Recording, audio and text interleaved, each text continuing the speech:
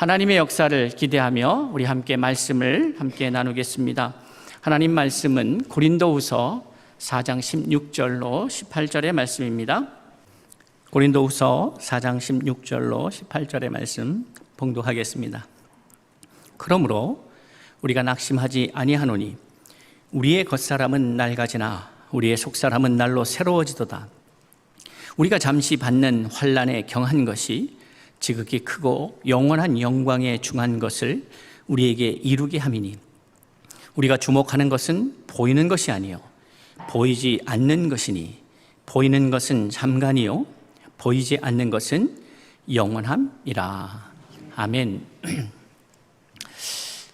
하나님께서 사람을 창조하셨습니다. 여러분 믿으십니까? 이 사실은 매우 중요한 사실입니다. 하나님께서 우리를 창조하셨다라는 사실을 믿는다는 것은 시작에 있어서 하나님으로부터 시작된다는 것을 인정한다는 것이죠. 그리고 하나님이 우리를 만드셨다는 의미 속에는 하나님은 우리를 향한 계획이 있으셨고 또 하나님은 그 계획을 이루시기 위해서 우리 안에 다양한 기능들을 장착하셨다는 것이죠. 그리고 그것이 우리의 결과적으로 그 하나님의 창조 목적대로 또 우리가 펼칠 수 있는 그 기능, 권리 이것들이 잘 생명력 있게 움직일 때에 결국 그것이 우리의 행복이다라는 사실을 성경은 밝히고 있다는 사실입니다. 그러니까 사람들은 행복을 찾기 위해서 이리저리 돌아다닙니다. 여기에 있을까? 저기에 있을까? 내가 세상이 말하고 있는 세상의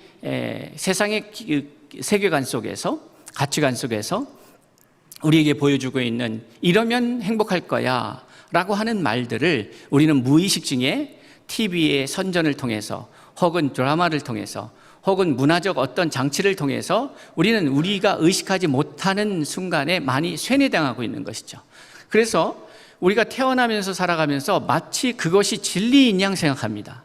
세상이 우리에게 요구하는 것 혹은 세상이 우리에게 보여주는 것이 진리라고 생각을 합니다. 그런데 결과는 어떠냐? 결과는 어떨까? 과연 세상이 말하는 그 방식대로 그 길대로 열심히 최선을 다해서 걸어갔을 때에 과연 우리는 행복이라고 하는 종착역에 도착할 수 있을까? 여러분의 생각은 어떠십니까? 우리가 주변에 많은 우리 세상의 가치관에서 성공했다고 혹은 행복할 거라고 생각하는 사람들을 봤을 때 그렇지 않다는 것을 우리는 쉽게 알게 됩니다. 그럼에도 불구하고 우리가 왜 그러한 사람들의 주장에 편승해서 살아갈 수밖에 없을까? 그것이 교육의 힘이죠. 그렇게 얘기해왔고 그렇게 들었고 그렇게 살아왔기 때문에 아무런 의심 없이 그렇게 살아야만 그러한 행복을 얻을 수 있다라고 생각하고 있습니다. 그런데 하나님은 우리에게 다른 길을 보여주셨습니다. 세상이 우리에게 보여준 길은 그 길의 결국은 사망입니다. 사망이라는 것이 단순히 육체적 죽음을 말하는 것이 아닙니다. 살아있을 때 살아있는 것 같지 않는 삶, 단순히 살아있는 존재인 삶, 아담의 삶입니다. 그러나 성경이 말하는 생명이 있는 삶, 그 삶은 영원한 생명이다라고 말하는 것이고 이 영원한 생명을 얻기 위해서는 단순히 살아있는 존재로 만족하는 것이 아니라 살려주는 영이 되어야 된다라고 우리는 성경을 통해서 확인하게 되는 것이죠. 과연 이게 어떤 의미가 있을까? 어떤 차이가 있을까? 여러분, 누구에게 남의 인생을 보면서 평가하고 어떠한 삶인지를 확인하는 과정 이전에 우리는 우리 각자 스스로에게 과연 나는 내가 그동안에 80년이 되었던 90년이 되었던 여기 계신 분들의 연령층이 다양하니까 여러분이 살아온 인생 속에서 과연 여러분이 살아오는 방식으로 지금 가장 행복한 순간을 마주하고 있는가라고 물으셔야 합니다. 왜냐하면 그것이 여러분이 살아온 그 방식과 여러분이 추구해온 그 길들이 지금의 여러분을 만들었기 때문에 그렇습니다. 그러니까 우리는 좀 더 냉정하게 우리의 삶의 결과들을 확인할 필요가 있습니다. 과연 이것이 맞는가? 이렇게 영원히 살면 나는 행복할 것인가? 물어야 되겠죠. 그런데 여러분이 묻고 여러분이 답하기 전에 성경은 이미 수많은 사람들의 인생을 통해서 어떠한 결과가 나오는지를 성경에 기록하고 있습니다. 육신의 생각은 사망이다, 이렇게 말하는 것이죠. 그러니까 죽은 자와 방불하지 않는 죽은 자와 같은 삶이다, 이 말이에요. 그런데 그렇다면 우리가 어떻게 해서 이 위기 혹은 이러한 어둠의 상황에서 벗어날 수 있을까? 다시 돌아가서 태초에 하나님이 우리를 창조하신 그 순간으로 가서 하나님은 우리를 만드실 때에 어떠한 목적으로, 어떠한 우리 안에 몸에 기능들을 심어놓고 어떠한 권리를 주셨는지, 그리고 어떻게 할 때에 가장 행복하도록 만드셨는지를 봐야 하겠죠. 그리고 지금이라도 우리가 이 땅에 살아오면서 경험한 그러한 것들을 내려놓고 이제 하나님이 인도하시는 그 길대로, 그 길이 뭡니까? 예수의 길입니다. 우리는 예수의 길 하면 잘못 생각하는 경향이 좀 있는 것 같습니다. 마치 선교의 길, 우리가 이미 알고 있는 그러한 생각들이 있지 않습니까? 선교하면 대단히 종교적이고 교회 일 열심히 하고 휴가 내에서 단기 선교도 가고 이런 것만 생각을 합니다. 그런데 그것이 아니죠. 개인적으로는 저는 선교란 말보다는 전도라는 말을 더 좋아합니다. 교리를, 종교를 선전하는 것이 아니라 바로 도를 전하는 것인데, 그 도는 예수 그리스도요, 그 도는 말씀이고 그 말씀은 생명이라. 오늘 우리가 교독문을 통해서도 확인하게 됩니다. 함께 교독한 요한복음 1장의 말씀을 통해서도 말씀에서 창조된 이 세상, 그리고 그 말씀에 생명이 있다, 그 생명에 빛이 있음을 우리에게 말씀하고 있는 것이죠. 그렇다면 우리는 말씀이 세상의 시작이었기에 우리는 다시 말씀으로 돌아가서 그 하나님의 말씀, 곧 하나님이 어떠한 생각에서 이 세상을 디자인하셨고 어떠한 마음과 계획으로 우리 인간을 창조하셨고 그 인간에게 어떠한 기능과 능력과 역량을 부어 놓으셨는지를 확인해야 합니다. 그래야만 그 뜻을 이루어갈 수 있기 때문에 그렇습니다. 여러분이 귀에 못이 박이도록 저로부터 들은 말씀이 있습니다. 창세기 1장 28절이야말로 우리가 깊이 묵상하여서 그 말씀대로 살아갈 때에 가장 큰 행복이 있음을 우리가 경험해야 한다, 인정해야 한다, 깨달아야 합니다. 깨닫고 그 길을 걸어가야 합니다. 그러면 경험하게 됩니다. 그러면 어떤 결과를 맞게 되냐면 맞구나, 옳구나, 이것이었구나 하는 간증을 하게 되는 것이죠. 하나님이 그들에게 복을 주시며 이르시되 라고 시작하는 이 창세기 1장 28절의 말씀, 그러니까 그 뒤에 나오는 것은 앞에 나온 말씀, 복의 말씀과 연결되어집니다. 그러니까 하나님은 하나님의 사랑하시는 자녀들이 복을 받기를 원하십니다. 그런데 그 복이 뭐냐? 순간적이고 제한적이고 일시적인 것이 아니라 대단히 존재론적 의미가 있습니다.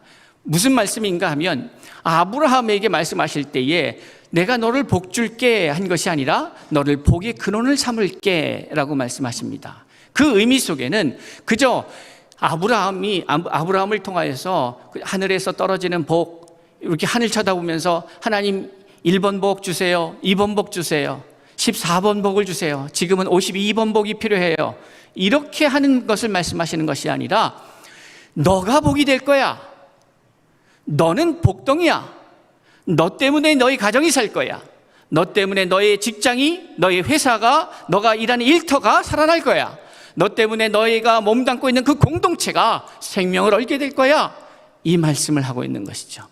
이러한 아브라함에게 주신 말씀이 오늘 이제 믿음의 후예들인 저와 여러분에게도 동일하게 적용되어져서 바로 여러분에게 주어지는 말씀으로 받고 이 말씀을 누리는 복된 우리 서울중심교회와 코디엠교회 성도들이 될 수 있기를 바랍니다. 하나님의 말씀은 살아있습니다. 살아있다라는 말은 이것이 아브라함에게만 적용되는 말씀이 아니라 그 말씀은 시대를 초월해서 오늘 지금 여러분과 저에게 동일하게 주어져서 이 말씀을 읽고 듣고 받고 믿는 자에게 이제 그 말씀이 주인이 되는 것이죠. 여러분, 하나님의 경제관, 필요에 따라 필요로 하는 자가 그 물질의 주인이다라는 말씀을 여러분 기억해야 합니다. 이게 무슨 말씀인가 하면 분명히 창세기 12장에 하나님께서 아브라함에게 주신 말씀이 있죠. 그리고 그 말씀이 어떻게 열매 맺어서 어떠한 결과를 나올지의 이야기가 있습니다. 이 결과, 열매는 각기 다양하게 나타날 수 있습니다. 사람의 상황과 형편에 따라서 다르게 나타날 수 있습니다. 그런데 명확한 사실은 그 말씀이 임할 때에 그 말씀을 받은 자들이 열매는 사람에 따라 다 다르게 나타날 수 있으나 원리는 똑같습니다. 하나님의 말씀이 심겨져서 그 말씀이 역사함으로 우리 각 사람에게 필요한 모습으로 열매 맺게 되는 것이죠. 그러니까 아브라함에게 말씀이 임하여 그 말씀이 수천 년의 시간 속에서 응답되어지는 것을 우리가 확인하였다면 이제 그 말씀이 우리에게 심겨졌을 때에는 어떠한 역사가 일어날 것인가를 우리는 우리의 이웃들을 통하여 확인할 수 있어야 됩니다. 우리의 이웃이 그것을 확인해 줘야 된다는 사실입니다. 요셉을 보면서 보디발 장군이 야, 하나님이 함께하니까 형통하는구나 이렇게 말합니다.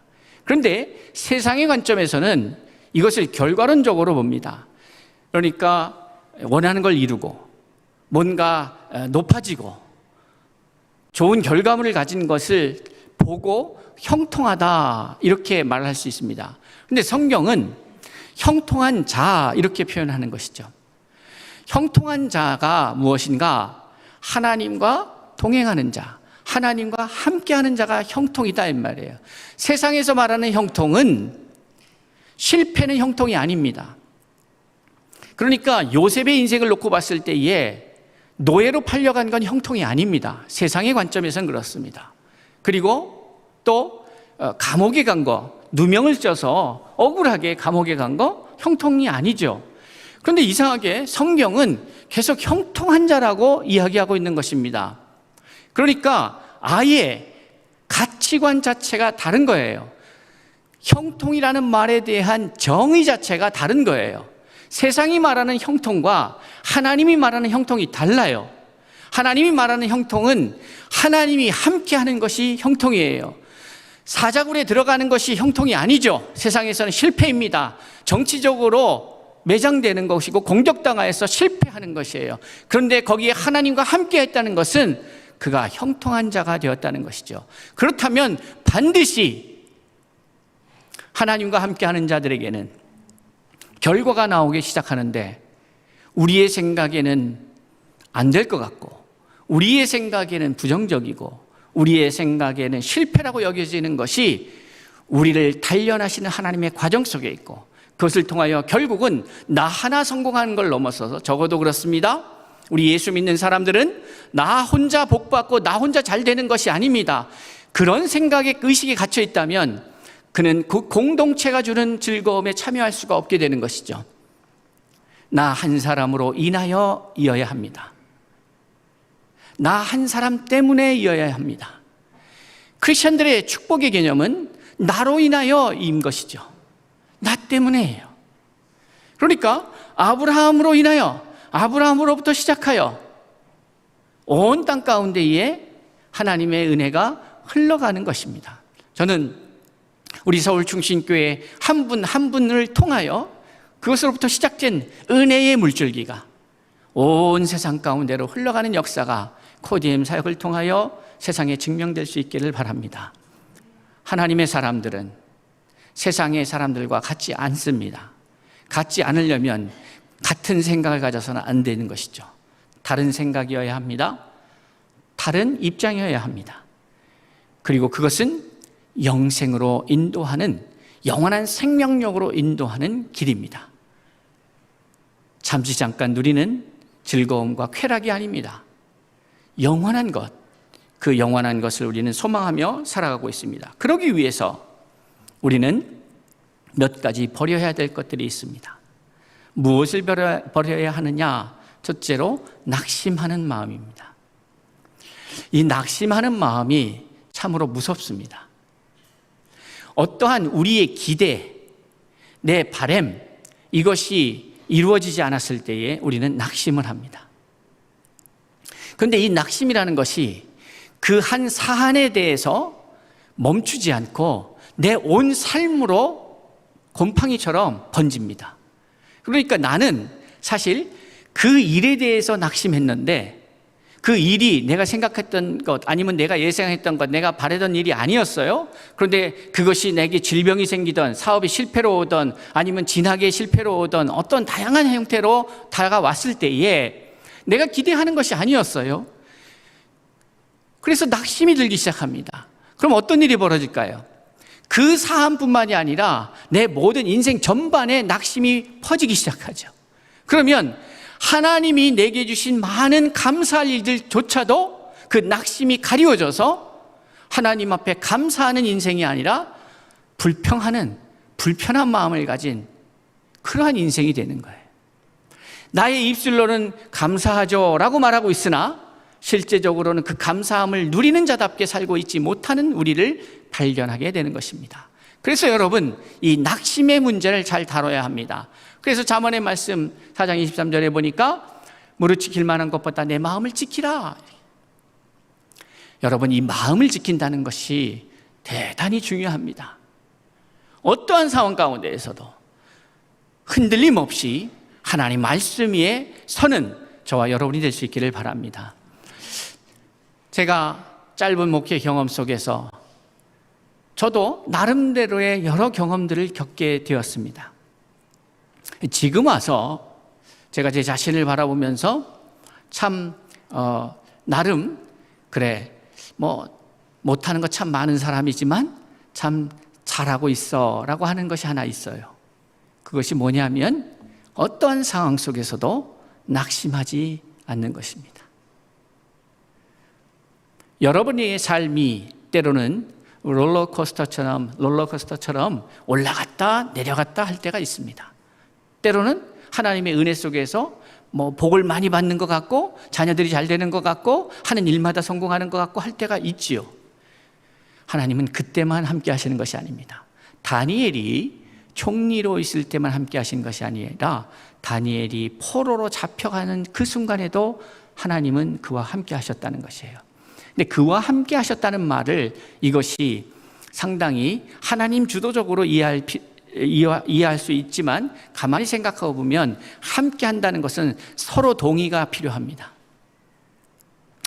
여러분 지금 저와 함께 하고 계시는지요? 함께 하고 있죠, 공간적으로. 그렇죠? 그런데 함께 하고 있으나 여러분이 마음으로 저를 밀어내면 같은 공간 안에 같은 시간 안에 있어도 그건 함께 하는 것이 아니죠.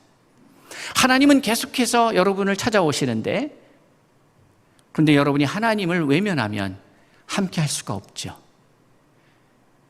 그러니까 다니엘이 어린 나이에 포로로 끌려갔을 때에 하나님은 늘 그와 함께 하셨지만 다니엘이 그것을 깨닫지 못하고 그저 왕의 진미를 즐겨하며 살아갔다면 우리가 아는 다니엘이 될 수는 없었을 것입니다.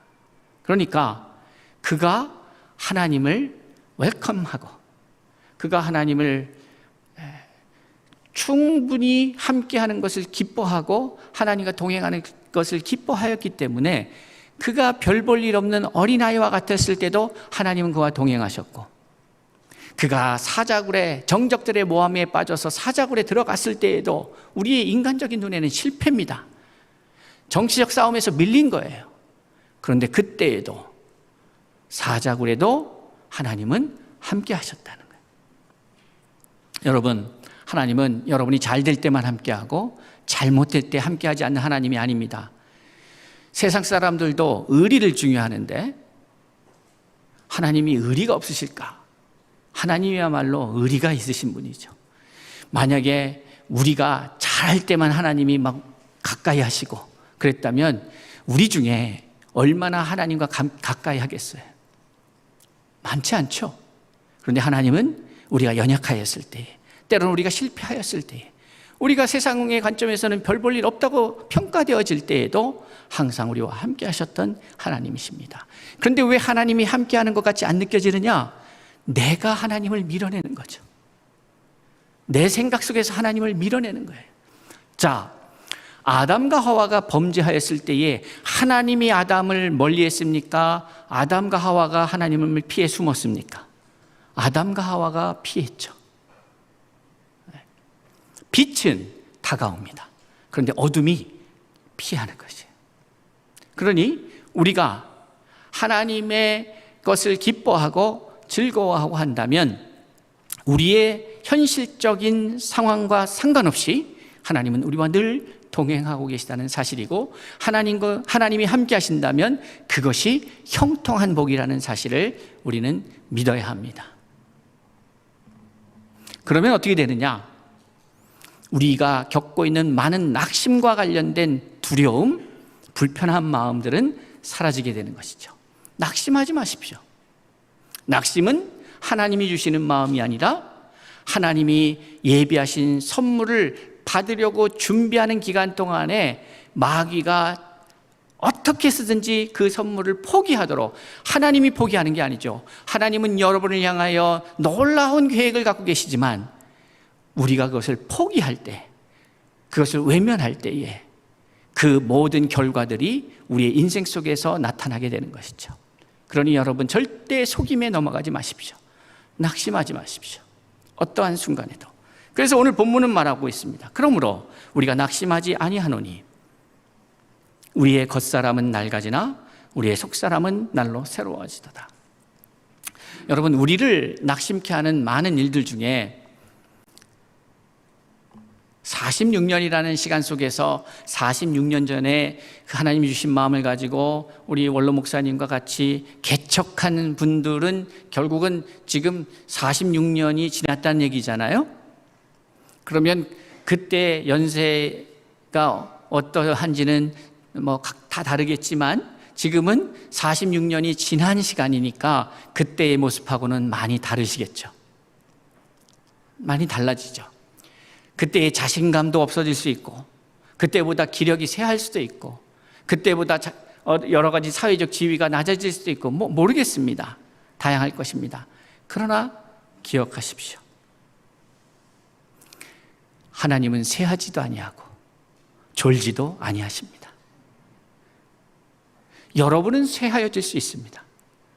그런데 하나님은 쇠하여지지 않습니다. 그리고 여러분을 통하여 역사하시는 성령은 지금도 살아서 역사하시는 성령이십니다. 그러기에 우리의 겉사람은 날로 쇠하여질 수 있습니다. 그런데 우리 안에 계시는 성령, 우리 안에 계시는 생명은 쇠하지 않습니다. 날로 새로워지는 것이 생명의 비결입니다. 여러분, 새싹이 나옵니다. 그리고 제가 요 앞에 저희 교회 작은 정원이 있지 않습니까? 그것을 이렇게 해를 거듭하면서 절기를 거듭하면서 거기서 피어났다 지는 꽃들이 있습니다. 그리고 이 주변에도 많은 것들이 보여지고 있습니다. 그때 보여지는 것, 볼 수 있는 것은 무엇인가 하면은 새로운 싹이 돋아나고 또 그것이 꽃이 피었다가 지고 또 새로운 것이 다음에 때가 되면 또 피고, 이런 과정 속에서 이것이 어떻게 저 새로움을 유지할 수 있을까? 어떻게 저렇게 날로 새로울까 생각해 본다면 그것은 그 안에 생명이 있기 때문에 그렇습니다.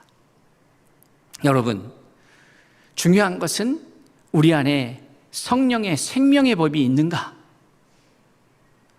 그것이 있다면 우리의 겉사람은 후패해질 수 있으나 우리의 속사람은 날로 새롭게 되는 것이죠. 겉사람은 낡아지지만 속사람은 날로 새로워진다. 이 은혜가 저와 여러분에게 주어지는 은혜일 수 있기를 바랍니다.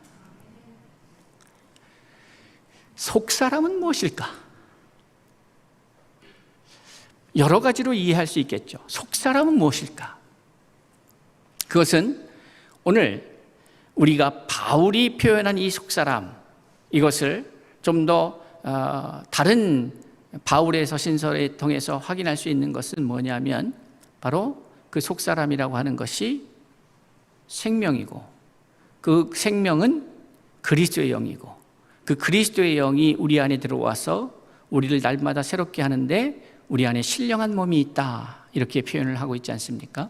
그 신령한 몸이 날마다 새로워지는 것.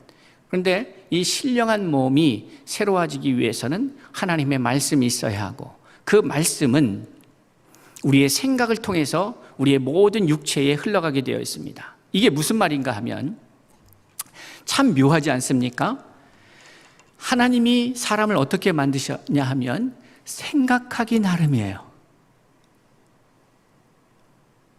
이 생각하기 나름이다. 그래서 운동선수들 같은 경우는 어떤 시합에 나가서 몸의 컨디션은 똑같은데 그 몸은 더 똑같지 않겠습니까?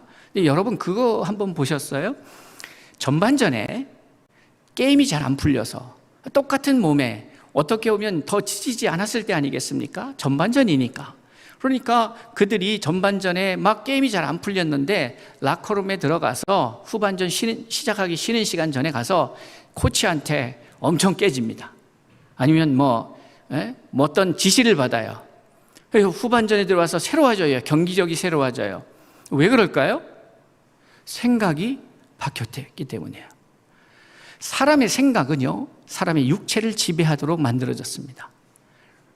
사람의 생각이 우리의 몸을 지배하도록 만들어진 것이죠. 그래서 멘탈이 강해야 된다라는 말들을 가끔 우리가 듣지 않습니까? 생각이 강해져야 된다.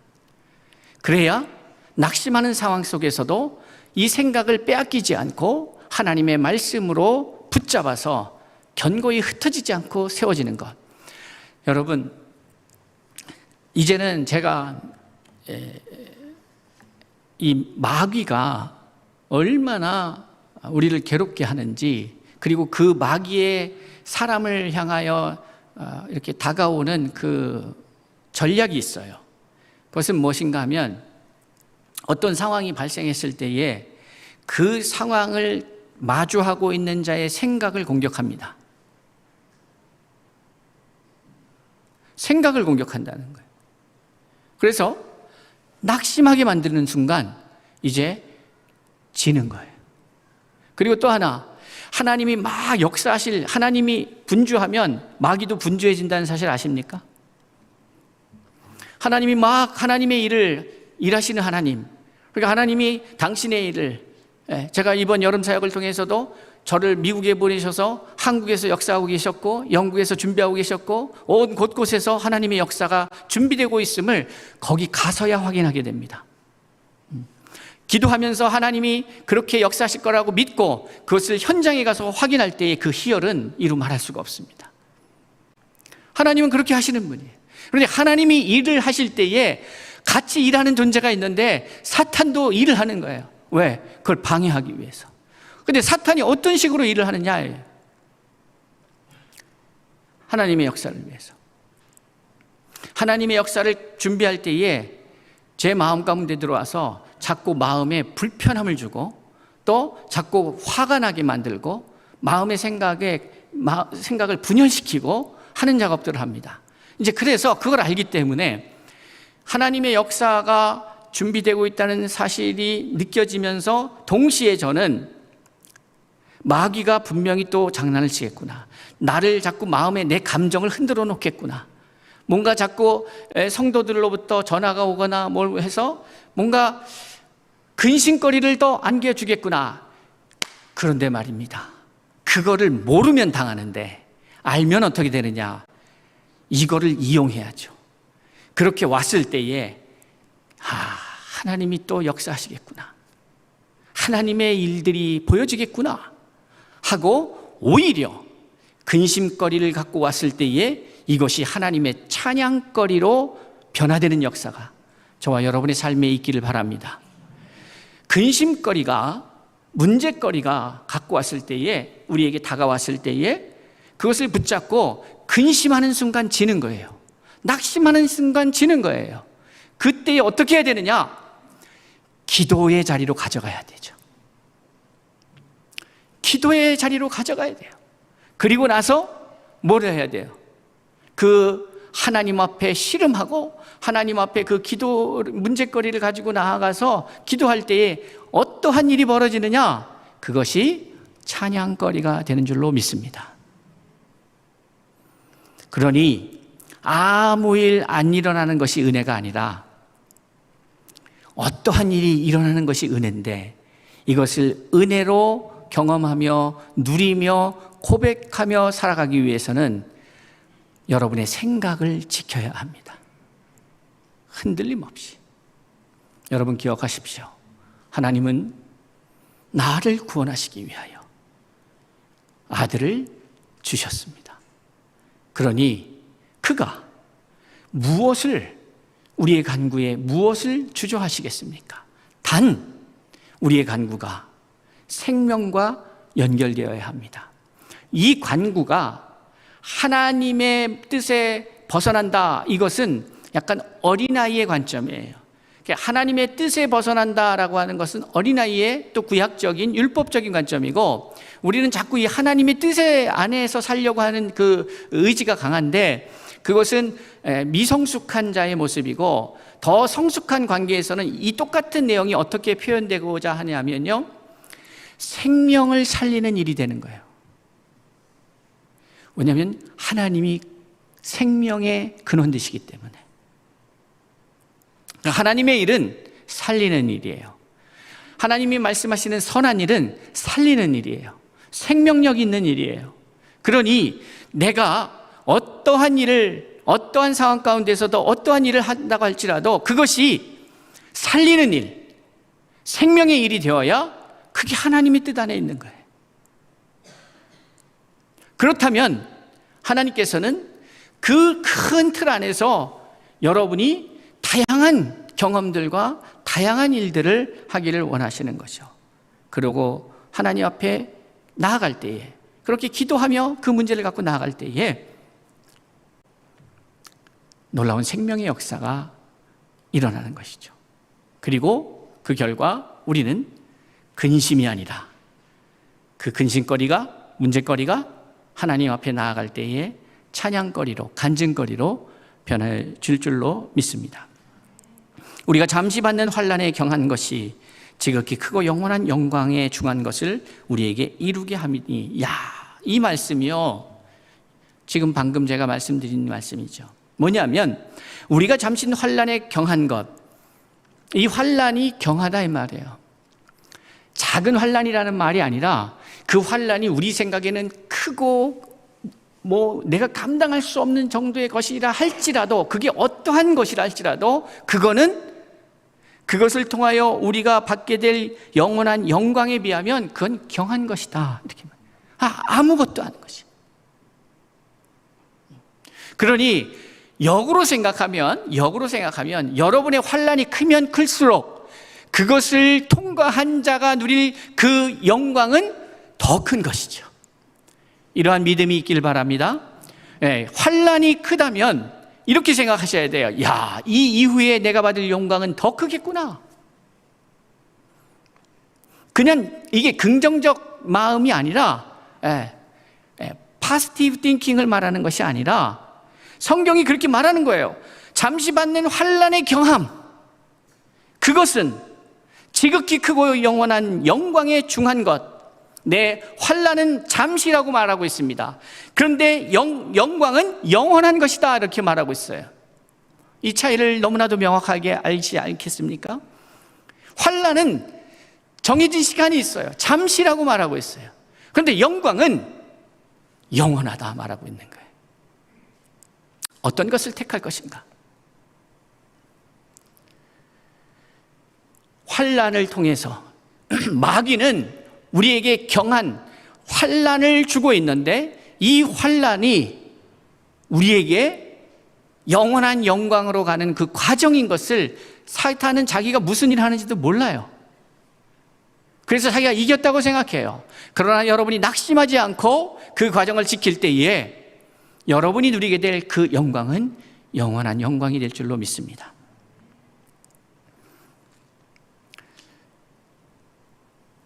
그런데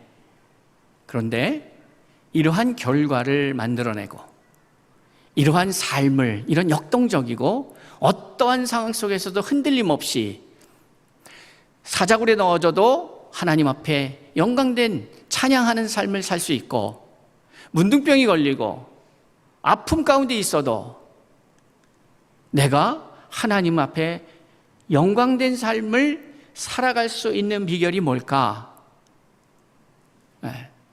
어떠한 사람이 그것을 살아갈 수 있을까? 보니까 우리가 주목하는 것은 보이는 것이 아니요, 이렇게 말해요. 보이지 않는 것이니 보이는 것은 잠깐이요, 보이지 않는 것은 영원함이라. 그러니까 영원에 속한 것의 특징들을 우리가 설명을 하자면, 환난을 거쳐서 누리게 될 하나님이 예비해 놓으신 영광은 영원한 것이고, 그리고 그 영원한 것은 보이지 않는 것이다. 어려운 말이에요. 우리는 보이는 것에 익숙합니다. 당장 뭔가 확인되어야 안심이 됩니다. 당장 뭔가 손에 잡혀야. 그래서 도마도 뭐라 그래요? 예수의 부활하신 몸을 못 봤을 때에 그가 하는 말은 그 손에 못자국을 내가 만져봐야지, 창자국에 내가 손을 넣어봐야지, 내가 봐야지, 이렇게 하는 거죠. 그런데 이게 도마가 어떤 사람이에요? 예수와 함께 3년간 훈련받은 사람 아니에요. 그죠? 예수님으로부터 3년간 성경 공부한 사람이잖아요. 그런데도 그런 거예요. 그러니 여러분, 저와 여러분도 예외가 없어요. 단 이러한 사람이 어떻게 바뀌냐? 어떻게 보이는 것에 집중하던 인간이 보이지 않는 것을 볼 수 있는 사람이 되었을까? 이게 신비잖아요. 아니, 보이지 않는데 어떻게 보냐고요. 그러니까 이것은 설명이 안 돼요. 그리고 우리가 할 수 있는 일이 아니에요. 그럼 방법은 뭐냐면, 보이지 않는 것을 보는 이가 우리와 함께 해야만 가능한 일이에요. 그것이 어떻게 설명되고 있습니까? 성령을 받아라, 이렇게 얘기하는 거예요. 보이지 않는 것을 볼 수 있는 자. 그러니 여러분이 아무리 보고 싶어도, 그러니까 믿음이라는 것이 아무리 설명해도, 아무리 논리적으로 설명을 해도 믿어지지 않습니다. 그게 믿을 수가 없죠. 여러분, 내가 믿는 거라고 생각하지 마세요. 믿음은 하나님의 선물이에요. 그러니까 우리가 할 수 있는 것은 뭐예요? 그것을 사모하는 거예요. 사모하는 걸. 사모해야 받는 거예요. 여러분이 무엇을 사모합니까? 아이고, 우리 애들을 좀 본받으십시오. 자기가 한번 꽂히면 받을 때까지 그걸 달라고 조르는 아이들, 여러분의 자녀들은 모르겠습니다만 더 이상 얘기하지 않겠습니다. 하여간에 뭔가 꽂히면 계속 달라고 하는 애가 결국은 가져가요.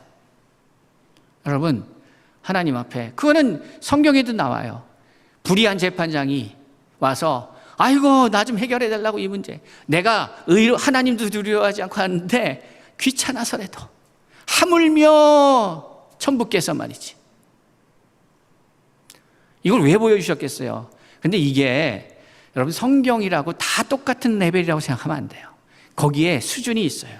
그러니까 요 기도는 성숙한 자가 하는 기도는 아니에요. 그런데 하나님은 어린 자녀에게는 어린 자녀에 맞게 다루시고, 어른의 자녀, 어른인데도 자녀잖아요. 하나님 앞에는 어른 자녀는 어른의 자녀답게 다루시는 거예요. 그러니 여러분, 분명히 기억하셔야 합니다. 여러분이 사모하면 사모하는 자에게 만족을 주시는 하나님이라고 시편 기자가 시편 107편에서 우리에게 소개하고 있잖아요. 사모하는 영혼, 사모하는 영혼. 그 사모하는 영혼이 제가 되고 여러분이 될 수 있기를 바랍니다. 사모할 때에 응답하시는 하나님의 역사. 그러면 보이지 않던 것이 보게 돼요. 여러분, 보이는 것은 제한적이에요. 형체를 갖고 있다는 것은 제한적이에요. 오늘 사실 제가 신명기의 말씀을 갖고 나누려다가 오늘 말씀으로 이렇게 제가 바꾸면서 신명기의 말씀, 아무 형상도 만들지 말라, 이 말씀은 전하려고 하다 보니까 이건 되게 어려울 수 있겠다 싶어서 어려운 설교 들어가기 전에 이 말씀부터 함께 나눴으면 좋겠다, 그런 마음 주셔서 이 말씀으로 바꿨거든요. 여러분, 형상을 갖는 순간 제한된다는 거예요. 근데 하나님은 제한받으실 수 없는 존재예요. 그런데 여러분 아십니까? 너무 커도 안 보이고요. 그렇죠? 너무 커요. 그러면 내가 볼 수가 없어요. 근데 너무 작아도 안 보여요. 그러니까 이게 무슨 말이냐면 우리가 눈으로 확인할 수 있는 것은 제한된 범위 안에서만 가능한 거예요. 그러니까 그 제한된 범위 안에서 가능하다는 의미 속에는 이 범위를 벗어났을 때는 보이지 않는다는 얘기예요. 그러니까 보이지 않는다는 의미가 존재하지 않는다는 얘기가 아니라 나의 볼 수 있는 능력 밖에 있는 존재라는 것이죠. 그리고 우리는 하나님 앞에, 적어도 하나님은 우리하고는 달라야 하지 않겠습니까? 라는 그 생각이 있으세요, 없으세요? 있죠. 아니, 우리와 같으면 그 무슨 하나님입니까? 당연히 우리와 같지 않겠지. 우리의 수준과 다르겠지. 우리의 인식의 범위를 넘어서겠지. 그래야 우리가 할 수 없는 것을 행하시겠지. 여러분이 보는 것으로, 눈으로 확인할 수 있는 것에 갇혀있는 하나님이 아니라 우리의 눈으로 확인될 수 없는 그 범위까지도 존재하시는 하나님을 저와 여러분은 믿고 계시는 거예요. 우리는 지금 현재 내 눈앞에 있는 것만 확인할 수 있습니다. 지금 여러분은 저기 부산에 있는 사람들을 확인할 수가 없어요. 그러나 우리 눈에 보이지 않는다고 존재하지 않는 것이 아니죠. 여러분의 인식의 폭, 여러분의 인식의 크기, 그것으로 하나님을 재단하고 평가할 것이 아니라 하나님 앞에 여러분의 시각을 열어야 합니다. 그러니까 보이지 않는 것을 볼 수 있다는 것은 내가 노력해서 된다는 의미가 아니라 내 안에 계신 성령께서 이끄시는 대로 행하실 때에 우리는 보게 되는 것입니다. 이스라엘 백성들을 홍해를 건너시게 할 때는 보고 건너게 하셨지 않습니까?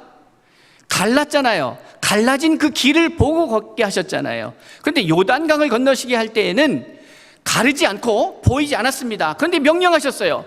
내 발이 닿는 순간 열릴 거야. 근데 닿기 전에는 그게 열리지 않아요. 나가잖아요. 보이지 않았지만 볼 수 있었죠. 그러한 믿음이 저와 여러분의 믿음일 수 있기를 바랍니다. 그러기 위해서 우리는 날마다 나를 깨부셔야 합니다. 무슨 말씀인가 하면 날마다 새로워진다는 말입니다. 우리는 자꾸 우리의 경험에 의지해서 내일을 준비하는 속성이 있습니다. 그런데 그렇게 하면은 우리는 우리가 살아온 인생과 별로 다르지 않은 인생을 살 수밖에 없습니다. 여러분의 경험을 의지하지 마세요. 여러분의 경험을 의지한다는 것은 여러분이 보이는 것만 의지한다는 거예요. 과거에 지나온 것만 의지하는 거예요. 그런데 다가올 미래, 그것을 볼 수 있다는 것은 여러분의 경험에 여러분의 미래를 준비하는 근거로 삼지 말고 여러분의 경험을 하나님이 주신 마음, 과거와 현재와 미래를, 항상 현존하시는, 현재를 살아가시는 하나님의 말씀을 의지하여 나아갈 때에 하나님의 역사로 멈추는 것이 아니라 바로 여러분의 역사가 될 것입니다. 하나님의 역사가, 하나님이 아브라함을 이끄셨던 역사가, 이삭에게 100배의 축복을 주셨던 그 역사가, 요셉에게 하나님이 12아들을 허락하시고 그 요셉으로부터 실제적인 이제 그 지파가 나누어지고 아브라함에게 약속된 역사가 수백 년이 지나서 응답되어지는 그 시작이 됐던 이 야곱의 역사가, 요셉의 역사가 그들의 역사로 머무는 것이 아니라 이제 우리의 역사가 되어야 합니다. 여러분의 역사가 되어야 합니다. 치료하시는 예수님의 사역이 그 당시에 그때 일어났던 역사가 아니라 오늘 나에게 적용되는 역사이어야 합니다. 치료하시는 하나님은 나의 하나님이십니다. 문제를 해결하시는 하나님은 나의 하나님이십니다. 성경의 인물 속의 하나님이 아닙니다. 그분은 살아서 지금 역사하십니다. 그때 역사하셨던 하나님이 아니라 지금 나와 함께 하시는 하나님. 그래서 보지 않는 것을 보며 나갈 때에 이제 누군가에게 나의 이러한 믿음의 행위를 통하여 누군가는 볼 수 있는 사건이 되는 것입니다. 보이지 않는 것을 보이는 사건으로 끌어낼 수 있는 우리 서울중심교회와 코디임교회 성도들이 다 될 수 있기를 바랍니다. 날마다 새로워지기 위해서 여러분 자신과 싸우셔야 합니다. 여러분의 경험과 싸워야 합니다. 여러분의 지식과 싸워야 합니다. 여러분의 판단과 싸워야 합니다. 여러분을 잘하지 못하게 하고 보이지 않는 것을 못 보게 하는 그런 정형화된 사고의 틀, 이것을 깨서 버리고 하나님 앞에 나아갈 때에 하나님의 놀라운 역사가 일어났음을 우리는 성경을 통해서 확인하게 됩니다. 성경이 우리에게 주시는 축복은 그런 것입니다. 당시의 사람들은 볼 수 없었던 일을, 그들은 요단강을 건너기 전에 여리고성이 무너진다는 사실을 볼 수 없었으나 우리는 보고 있습니다. 또한 우리가 지금 볼 수 없으나 믿음으로 나갈 때에 보게 될 그 영광을 그 누군가는 보게 될 것이고 그 누군가는 우리의 다음 세대들이 될 것입니다. 그 다음 세대들이 교회 안에서 계속해서 일꾼들이 일어날 때에 서울중심교회는 주님이 오시는 그날까지 맡겨진 이 코디엠의 사명을 우리의 생각, 우리의 경험과 우리의 역량과 우리의 가진 것으로는 도저히 보이지 않지만 이 우주의 주인 되신 하나님의 시각으로 바라볼 때에 그 역사의 주인공이 저와 여러분임을 기억하고 그것을 향하여 믿음으로 나아가 그것을 누리게 되고 그 결과 우리의 후손들이 이것을 경험할 수 있도록 오늘 보이지 않는 것을 볼 수 있는, 그러기 위해서 날마다 새로워지는 저와 여러분이 될 수 있기를 주의 이름으로 축복합니다. 기도하겠습니다.